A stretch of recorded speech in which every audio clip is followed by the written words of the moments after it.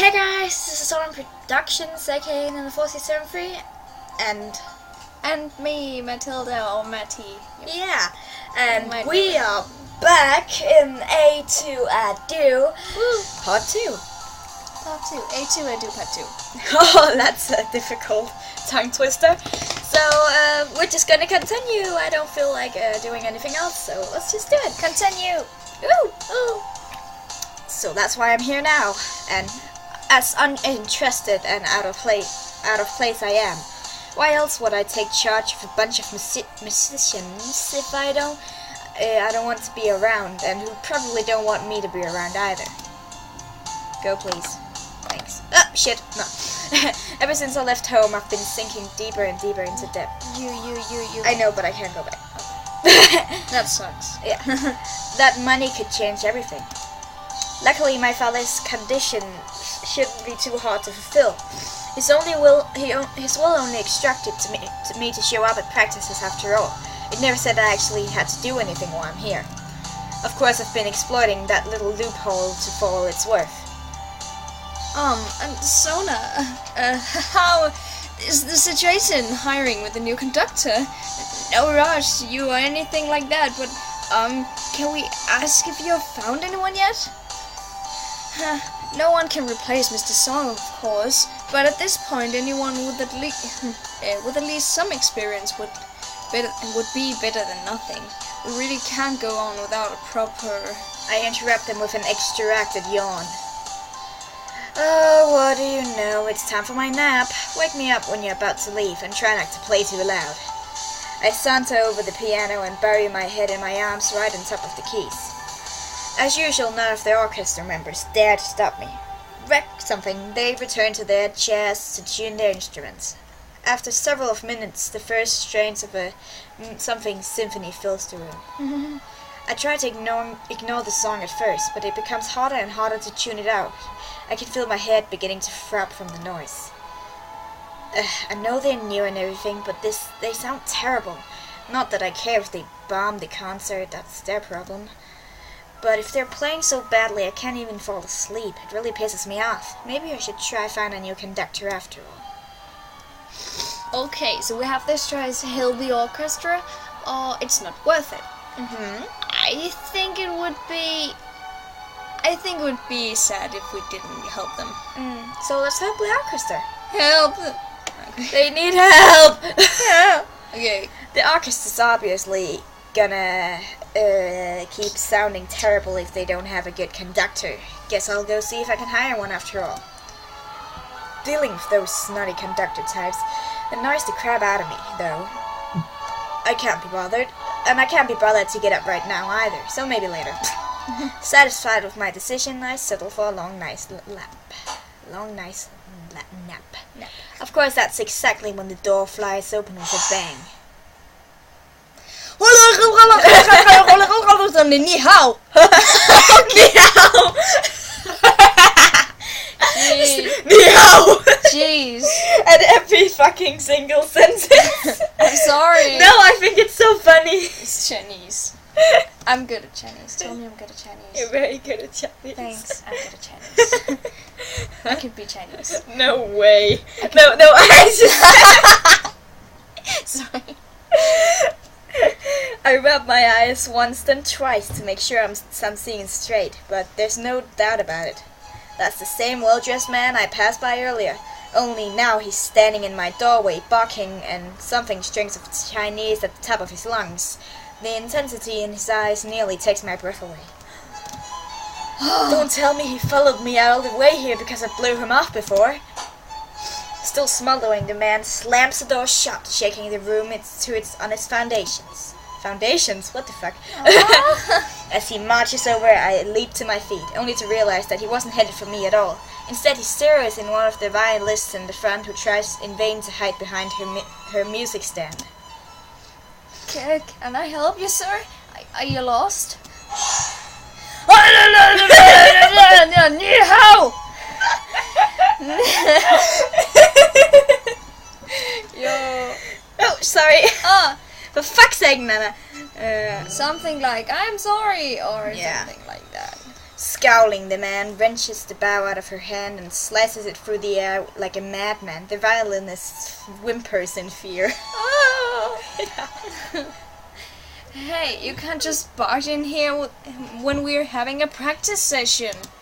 The man squirms around, glaring at the musician who just called him out.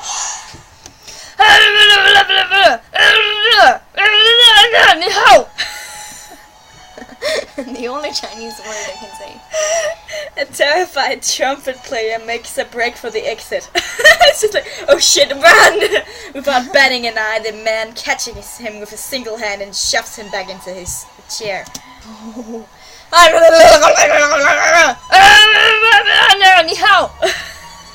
Everyone immediately starts to panic.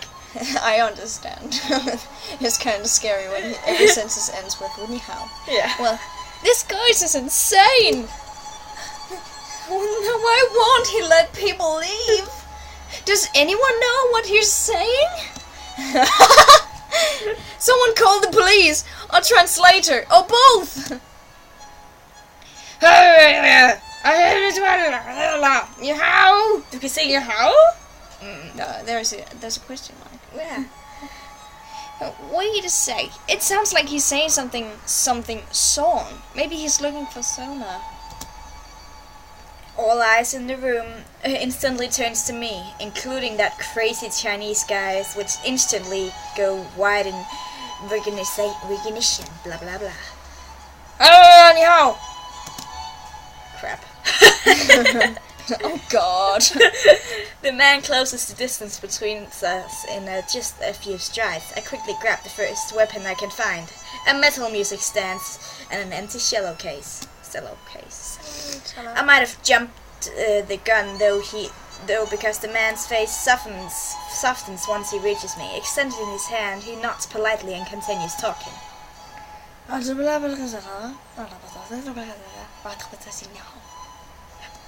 Okay. Oh, I talk Danish. It sounds a bit French. French, really? That's just bonjour, madame. Je suis Mattie. Ni hao. Ni hao. That's all you need. That's all I need to end the sentence with. Then you know I'm talking Chinese.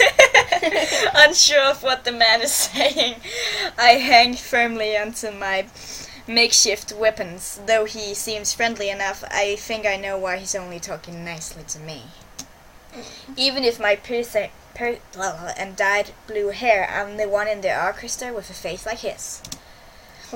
He has yet to realize that I don't speak his language. That on the inside I'm just as different from him as everyone else here.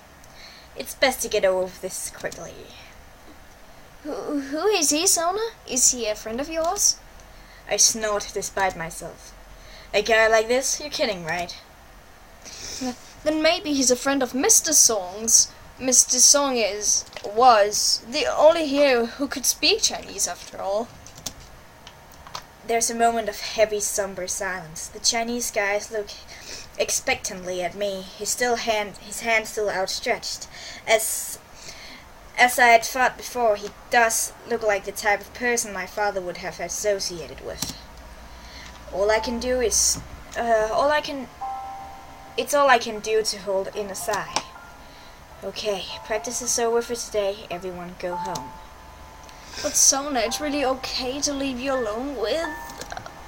I said go. I handle this. It's so beautiful music.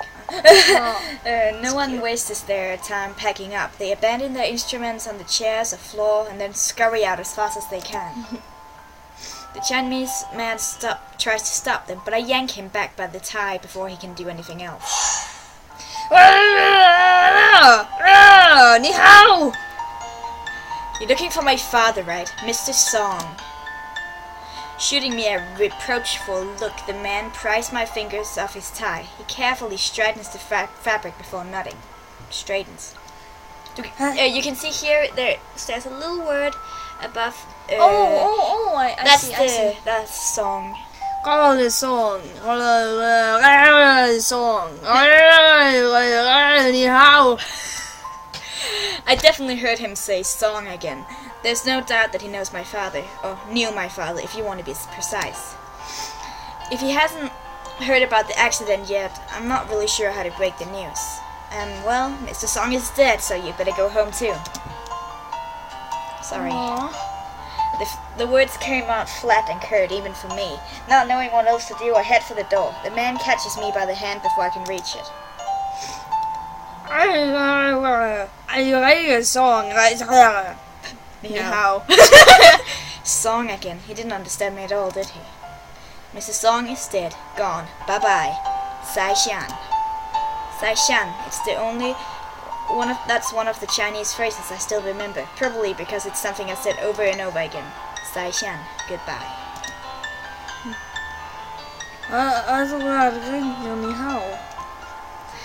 The man frowns, though I'm not sure whether it's in general confusion or at my poor pronunciation. I pronounced it pretty well. Quite possibly the latter. I pretend I don't see the look of disappointment spreading over his face. Instead, I mimic tying a noose around my neck. Mr. Song is dead. No more Mr. Song, okay? Go home. Sai Shan. Still frowning, the man's opened his briefcase. He riffles through several sheaves of sheet music and letters before pulling out a neatly folded newspaper. I can't read the Chinese print, but the only thing that matters is the large photo on the front page. In it, my father is standing on a conductor podium in front of an orchestra. He has one hand on the shoulder of the man next to him, a younger, happily smiling version of the man right in front of me. This guy can't be much older than me, so maybe he was a student of my father in China. Maybe my father invited him to visit before he died. Guess no one knew to tell him what happened before he came. The masked man presses a finger against the image of my father. Song. Song.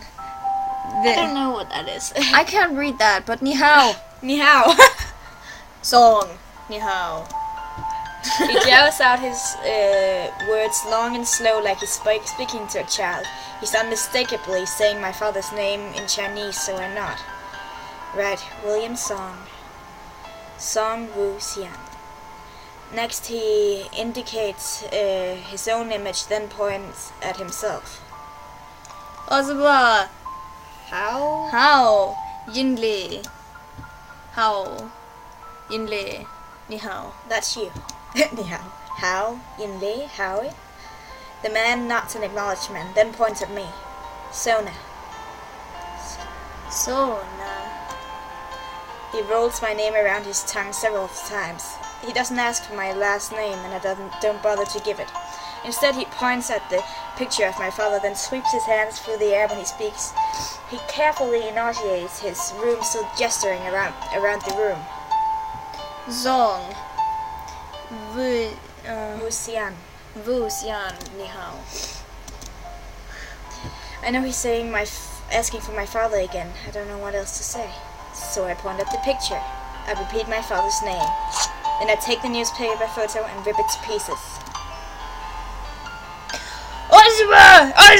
Ni hao. I toss the torn off pieces onto the floor. Hao lunges after them. I watch impassively as he sinks to his knees, frantically scooping paper fragments into his hands. Sai Shan Song Wu Xian. As he slowly rises to his feet, Hao's face is twisted by the darkest, most murderous scowl I've ever seen. I met his gaze without flinching, then I draw my finger like a knife across my neck. Sai Shan Song Wu Xian. Goodbye for good. At last, Hao's eyes widen in understanding. Trembling, he carefully severely places the remains of the photographs in his briefcase and bows his head towards the ground. His eyes grow bright with contained tears, but he doesn't make a sound.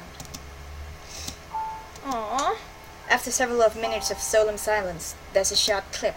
I see Hao's snapping his briefcase shut.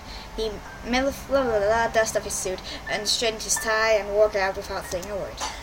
And I have to end the episode here. I saw that as well. We have to end the episode. But I just have to apologize to the ones I just killed their ears. I might just to kill Darius. I'm so sorry. Goodbye for now. Bye. See you in the next part. Bye.